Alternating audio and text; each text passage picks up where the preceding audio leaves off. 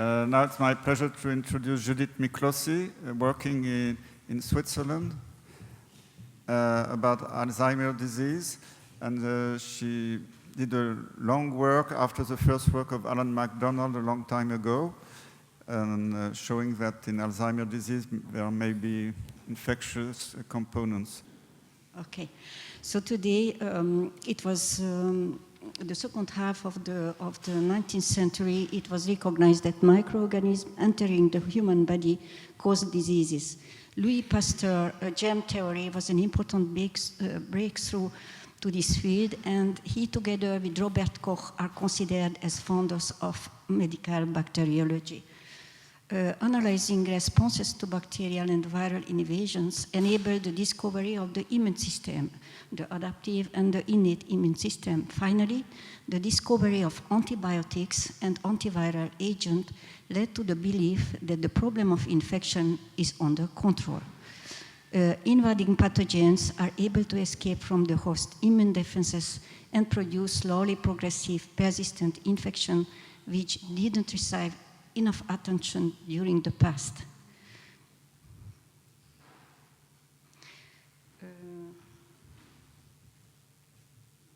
Okay, now we are here together to try to open a new avenue for these chronic inflammatory disorders, as during the past 30 years there are many data which accumulated about the role of pathogens in these various disorders.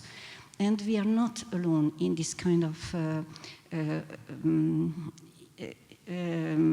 thinking, as already 10 years ago, Barry Bloom, who was the previous dean of Harvard School of Public Health, told that if an infectious agent is responsible for even a portion of these diseases, that could change the outlook for treatment and prevention dramatically.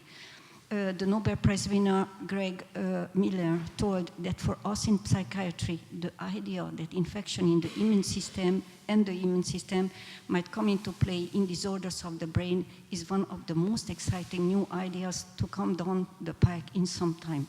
And this is completely in agreement and harmony with all those observations which has been done, for example, in syphilis. Syphilis is a bacterial infection which can also be chronic. And in chronic syphilitic infections, we can, one of the best experts in the field of neurosyphilis, Merritt, told that those who know neurosyphilis know all the psychiatry. So I think it's very important to go ahead effectively on this way. The existence of chronic Lyme disease has been documented and pathologically confirmed almost 30 years ago. And still we are here today to continue the debate about the existence of chronic Lyme disease.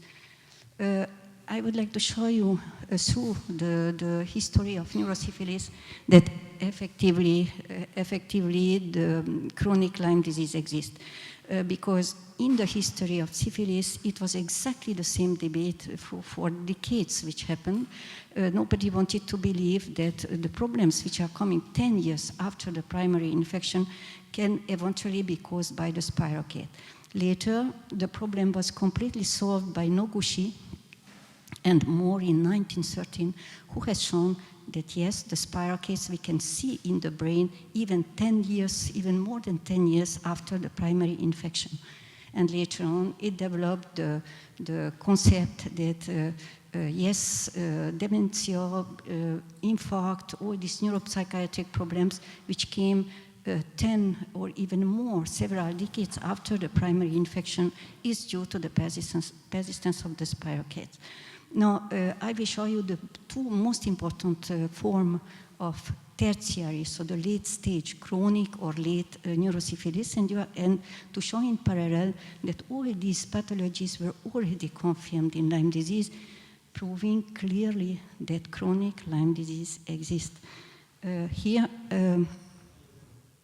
you can see, for example, in neurosyphilis, we know we call it the meningovascular syphilis, which is occurring only in the late stage of syphilis, and because in the chronic form, you are going to have, following a meningovascular vasculitis, you are going to have a proliferation of the endothelium. It was known as Heibner's arteritis at that time.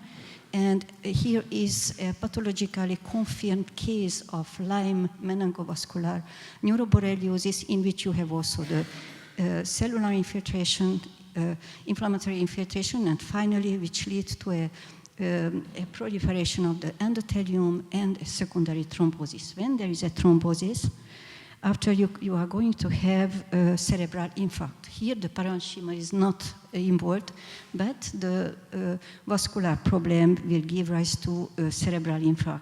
And even today, it is not, there are a lot of publications on that in Lyme disease we can have cerebral infarct.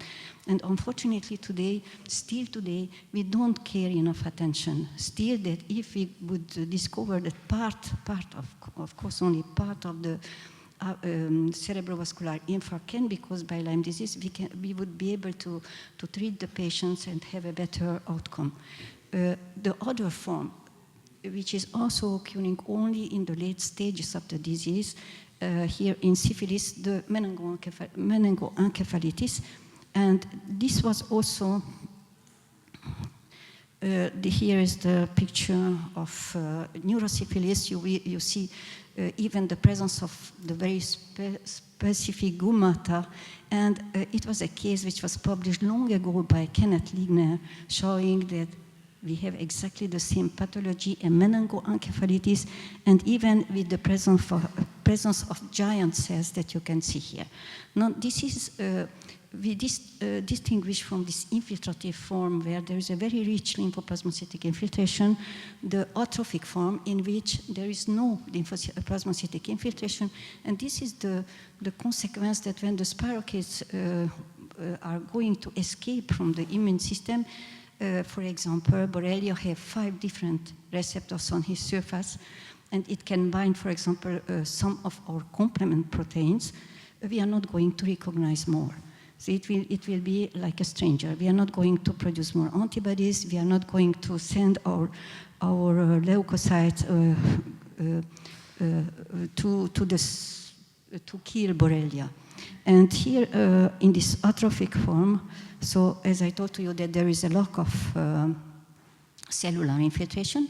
However, of course, in this situation, the bacteria is very happy because it can proliferate, and we are going to have more and more of these bacteria which are going to proliferate in the brain, for example, here in neurosyphilis. This is a picture which was published by Rizzo, and here what's happening in the brain in Lyme neuroborreliosis. And when these spirochetes are going to accumulate, this is the way that they are going to do this accumulation, agglomerations of spirochetes, what we are calling today biofilms. I have always called them colonies of spirochetes. And here you can see when we compare it, what's happening in neurosyphilis, it's exactly the same. So I think that I think it's very important to consider that chronic Lyme disease exists, and this should be considered when we are going to treat the patients. It is much better to make a little bit more investigation at the beginning of the diagnosis of Lyme disease, it is there or not, to avoid that 10 years, 20 years, or 30 years later, we have these devastating consequences of neuroborreliosis or chronic borreliosis.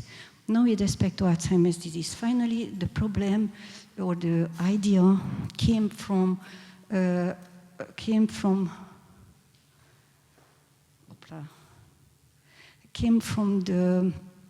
observation that in the atrophic form of neurosyphilis, we have exactly the same clinical, pathological, and biological hallmarks than in Alzheimer's disease. And I would like to explain a little bit. In Alzheimer's disease, the main pathological findings are senile plaques that you can see here in red, and neurofibrillary tangles that you can see here in green. And the biological hallmarks, the beta amyloid deposition, here you can see in red inside of senile plaques, and the hyperphosphorylated tau in neurons, which are inside of neurofibrillary tangles. Sometimes we can find both of them inside of the neurons. Now, what is important that already in 1993, when we have published our first paper on Alzheimer's disease as spirocatosis, we have already suggested that the APP, which is the precursor protein, of beta amyloid, that it can be an inflammatory molecule, and because of the mutation which were found to be present, but only a very few, 0.5 to 5% of cases, that it can simply facilitate infection. And effectively, this is what's happening. The APP corresponds to a transmembrane protein, which is an inflammatory properties and anti-inflammatory properties, and part of it, the beta amyloid, when it is proteolytically cleaved from the APP, it revealed to be an antimicrobial peptide. So it's just the inverse. It can protect from infection. And it was a recent findings already a few years ago in Harvard University that they have shown it. Now, of course, the problem of Alzheimer's disease is huge. The number of cases which are increasing dramatically can disappoint, can cause a very big problem for health authorities. And for this reason, I think if we don't discover the cause of the disease, we will face a very strong healthcare crisis. And because also the number of cases, they told that they will increase even double in 20 years. So it's important to consider all possibilities that we have to solve the problem of Alzheimer's disease. Now, I would like to recommend, it is not my work which is inside of this paper. I have written it, I have collected all the data, but this is a paper in which you can see that hundreds of researchers and clinicians has done during the past century, and it is amazing to discover how the discovery of syphilis and the discovery of Alzheimer's disease can give rise to the same problems. For example, amyloid deposition we can find also in chronic neurosyphilis. The accumulation, as I told you, of spirochetes in the brain can lead completely to the morphology of senile plaques that we cannot distinguish from those that we can find in Alzheimer's disease. And so you are going to see that I would recommend, because I think this is the strongest evidence that Alzheimer's disease can be caused by chronic bacterial infections, and particularly by spirochetal infections, of course, together with other co-infections, and it's very important. Effectively, here I will just show one picture which was published by Pacheco y Silva in 1926-27, and he has shown this accumulation of spirochetes in the brain of a patient who was suffering for chronic neurosyphilis, general paresis, and you can see the accumulation of these spirochetes in plaque-like structures, which we cannot distinguish from senile plaques, and with a higher magnification, perhaps it is not coming out very well here, but we can see this very peculiar, very typical spiral appearance of Treponema pallidum, which indicate that it is made up by spirochetes. And later on, when we try to see that the amyloid deposition, which is occurring in neurosyphilis in general paresis, can be or not beta amyloid. So you can see that here, using a panel of antibodies against beta amyloid that we are using for the routine diagnosis of Alzheimer's disease, showed that the amyloid deposition in general paresis are the same beta amyloid like in Alzheimer's disease. Now, when we have published the first time concerning Alzheimer's disease as spirocatosis, it was a press release which was emitted together with editorial comment by the Rapid Communication of Oxford Ltd. And I agree with that. Perhaps the most important implication of spirochetal etiology of Alzheimer's disease is that because of the long latent stage of the spirochetal diseases, the time between the primary infection and the development of dementia, which may be as long as 43 years, the screening by diagnostic test and the treatment of the younger population may prevent Alzheimer's disease. And I think effectively that this can be something important for the future. In an accompanying editorial, the authors comment that if the current findings are confirmed in other laboratories, this would certainly rank among the most significant contribution in the history of medicine. Of course, here is not the most significant importance in the history of medicine which counts, but it counts that yes, already at that time, I think the people were open to this possibility, and today there are more and more observations which are accumulated. It's not only me who was working on that with respect to Borrelia and Alzheimer's disease. It was Anna MacDonald, and independently of already in 1807, together with Miranda, he has written a paper, and I was completely independent of Alan MacDonald. I didn't know his work at that time because the information was not as easy as it is today. So it was for our university hospital, one person who tried to get the proper literature by the Ovid system. Today, of course, everything is much better, and I hope that it helps to advance in science.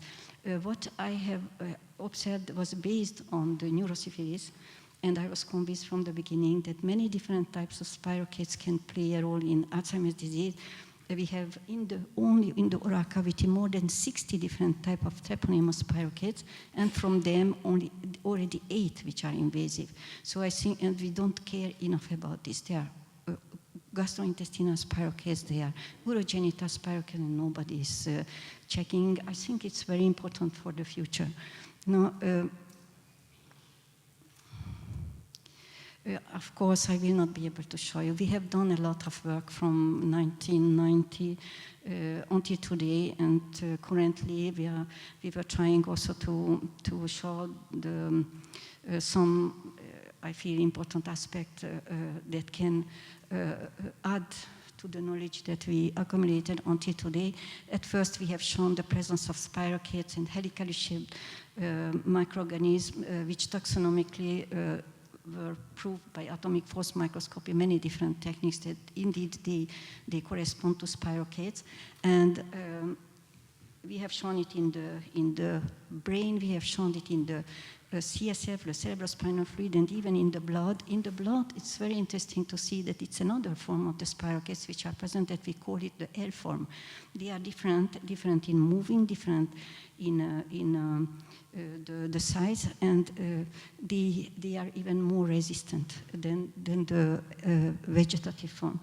After we have cultivated the spirochetes, finally in all Alzheimer's cases we analyzed, once in a Noguchi medium, which is not a specific medium in anaerobe conditions, and in 4 cases we were able to cultivate them in BSK2 medium, which made us to believe that these cases can correspond to Borrelia burgdorferi. So we analyzed this by a different way. At first, we have checked for the patients if they have a positive serology, and effectively they had, even following the CDC criteria.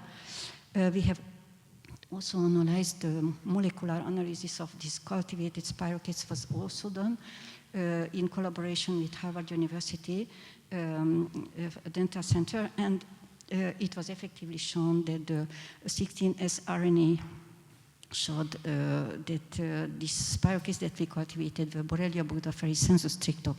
Now we wanted also to see whether in the brain of these patients we can find specific antigens and specific DNA, and here you can see the specific antigens with the same distribution of beta amyloid. On cellular sections they were co-localized, and even in neurofibrillary tangles here you can see specific antigen OSPA in individual filaments, and the specific DNA using in situ hybridization, which was able to show you the localization, and this was important to avoid the possibility of an artifact of coming from our cell nuclei. In addition, we wanted to know whether we can induce Alzheimer's type changes similar to what we have in Alzheimer's disease in vitro and in organotypic cultures and in primary cell cultures. And you can see here that effectively they are the formation of beta amyloid positive plaque-like structures even neurofibrillary tangle-like structures and granulovacuolar degeneration, which are specific for, which are the typical pathology of Alzheimer's disease, we were able to induce it. By Western blot, we were able to show that also the biological hallmarks of Alzheimer's disease, here, for example, the beta amyloid and the beta amyloid precursor protein, but even the phosphorylated tau was induced in these cultures which were infected by spirochetes. Just to show that it's not so long ago, we tried to put together all the data which was done also with all other laboratories, positive or negative data. And we wanted to see whether there is a statistically significant correlation between the presence of spirochetes in the brain in Alzheimer's disease and yes, the presence of spirochetes and Alzheimer's disease. And we have seen a statistically strongly significant association. Now, it's very important to consider, because there were those who consider that it's only Borrelia burgdorferi which would be associated with Alzheimer's disease. If somebody would like to do like this, it's for sure that they are not going to find in all cases Borrelia burgdorferi, because it will be only present in a percentage of cases. If we consider full, all spirochetes, in this case, the percentage is very high in our hand.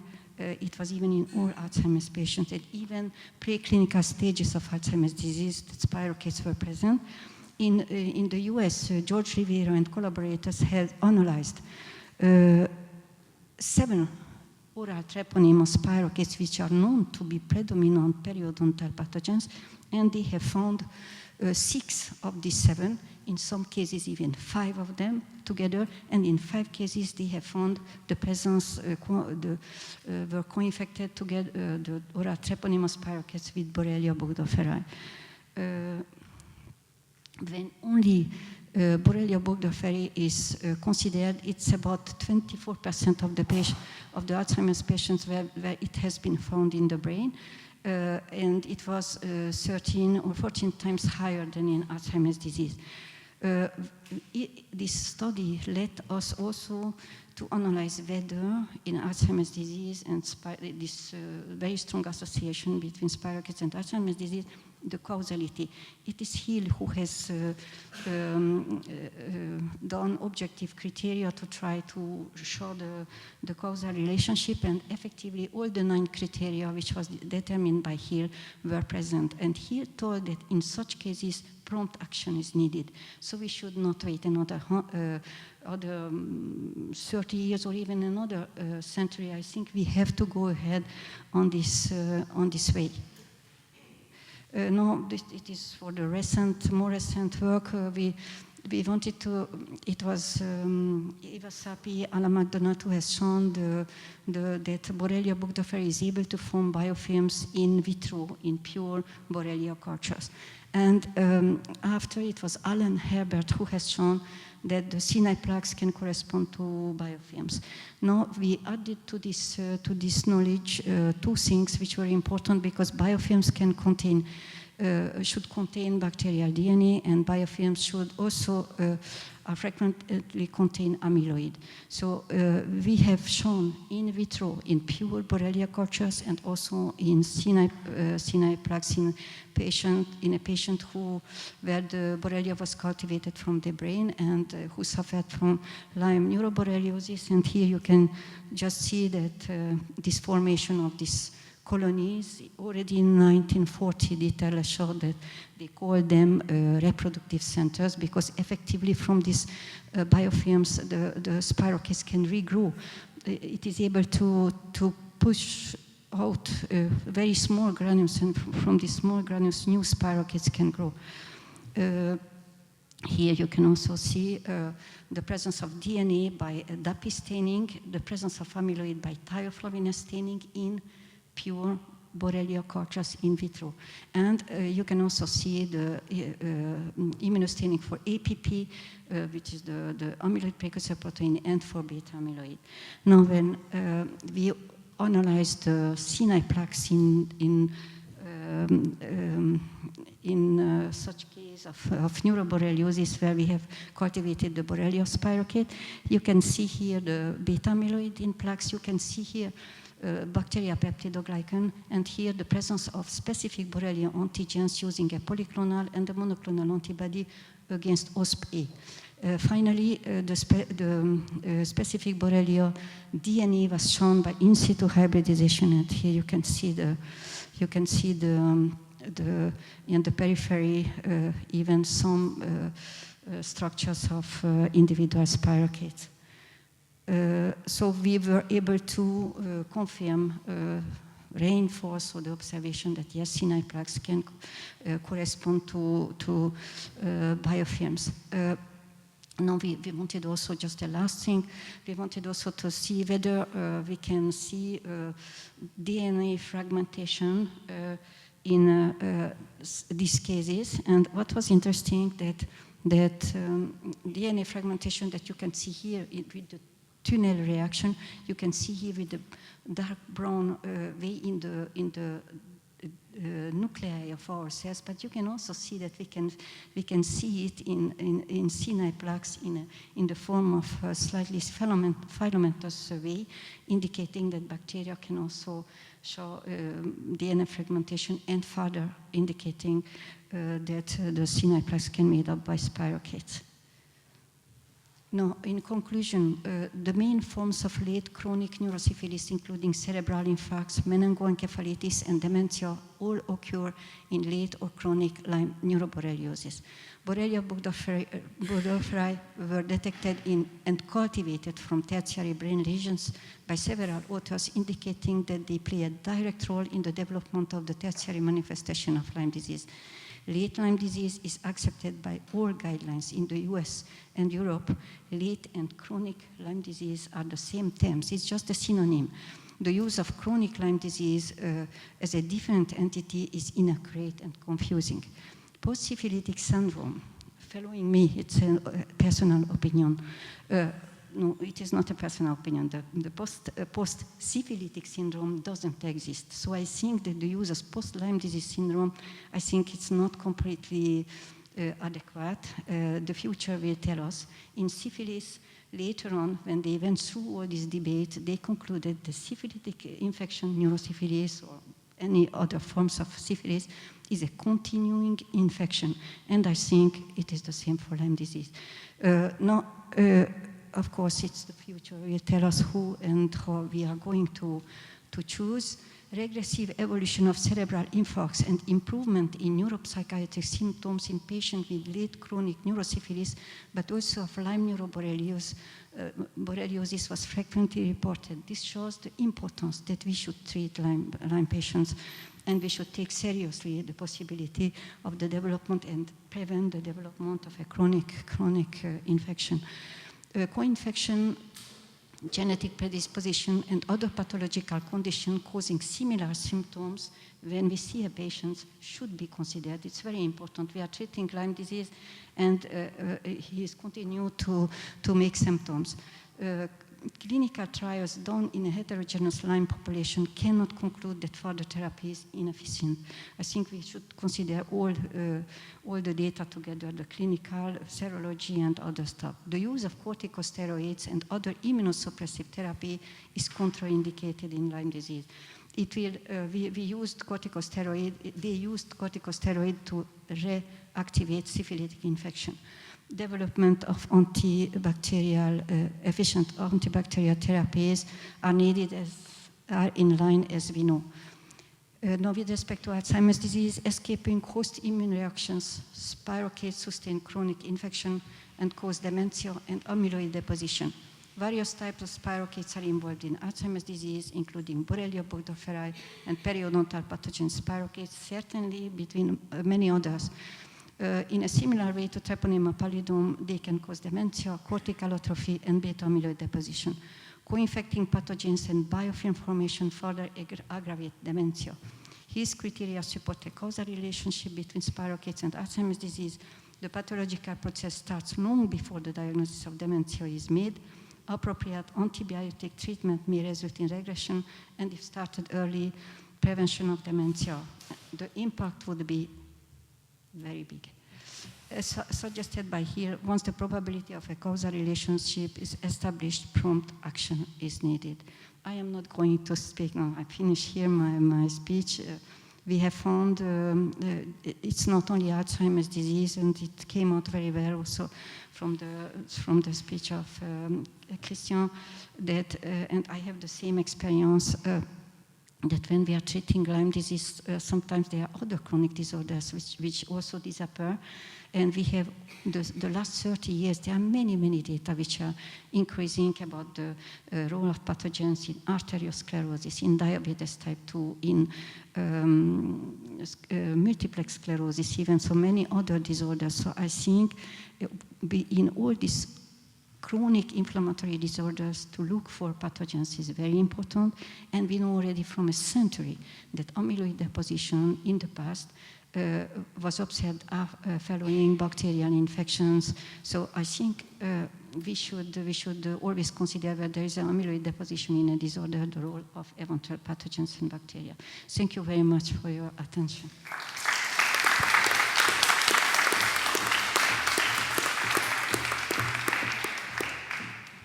Thank you very much, Judith. Yes, Alan Trotman, microphone in the middle.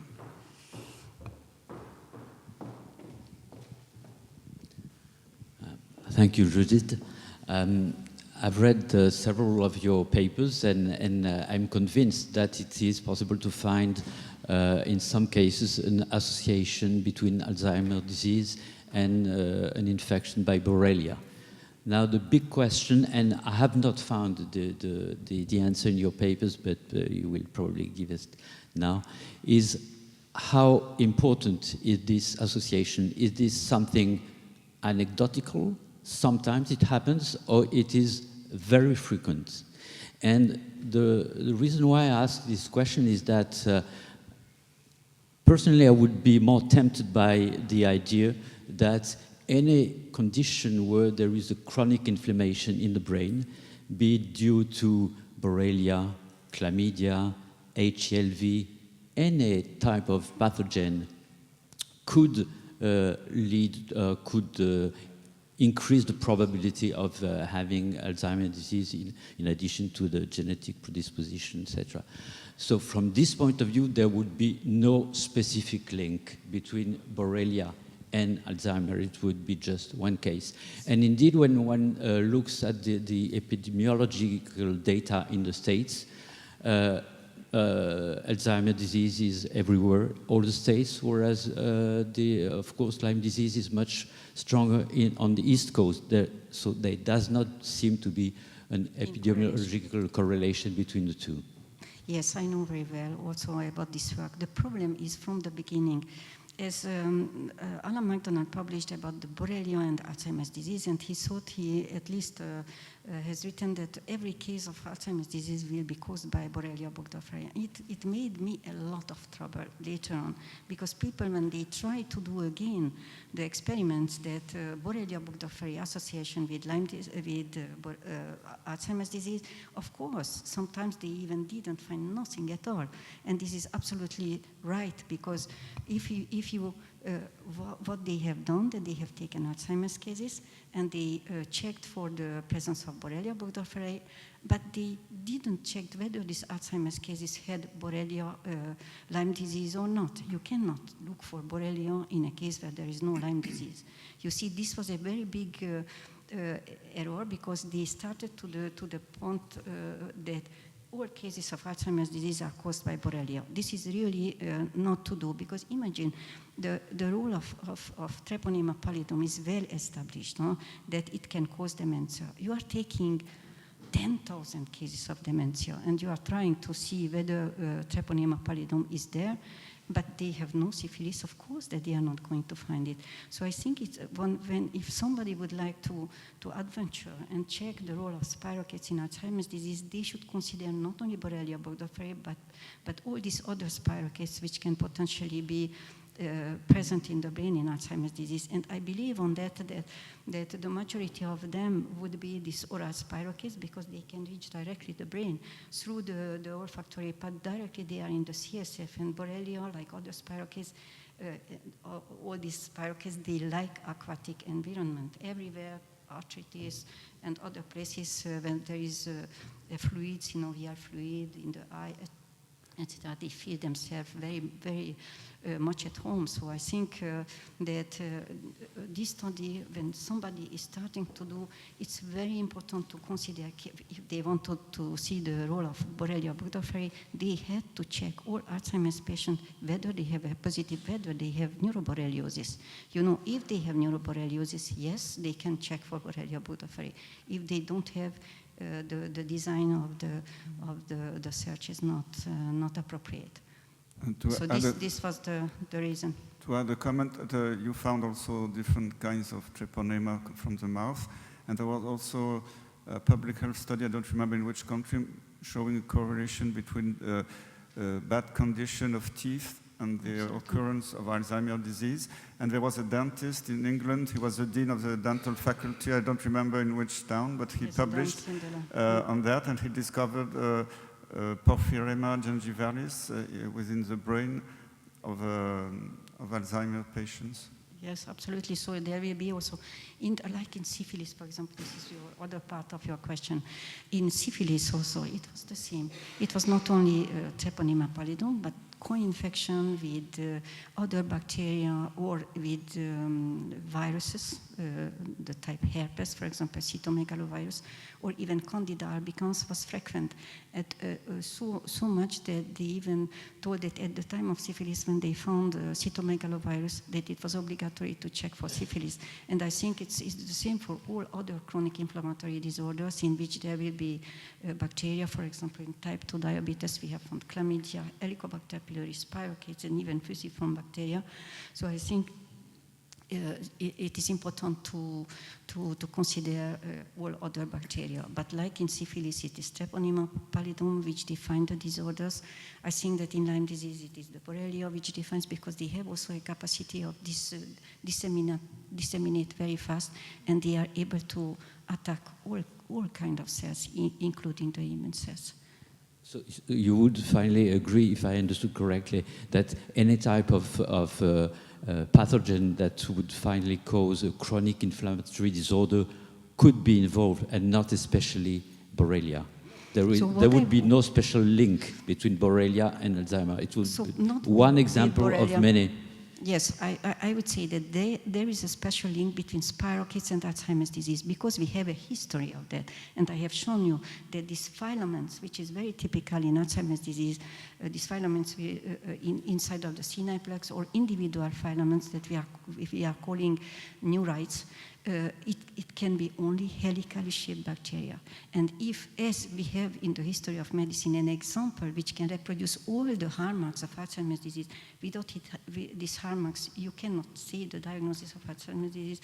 I think that, yes, this is the strongest evidence that, yes, we have to look for spirochetes, because it looks that they behave exactly the same way in Alzheimer's disease, like in neurosyphilis, general paralysis. In addition, we were able to reproduce these kind of changes, So I think, yes, spirochete, there is a special link between spirochetes and Alzheimer's disease, but for the majority of the spirochetes, we have even no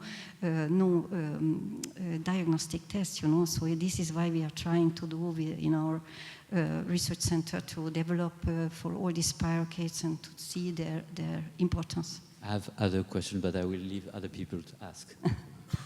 A last question.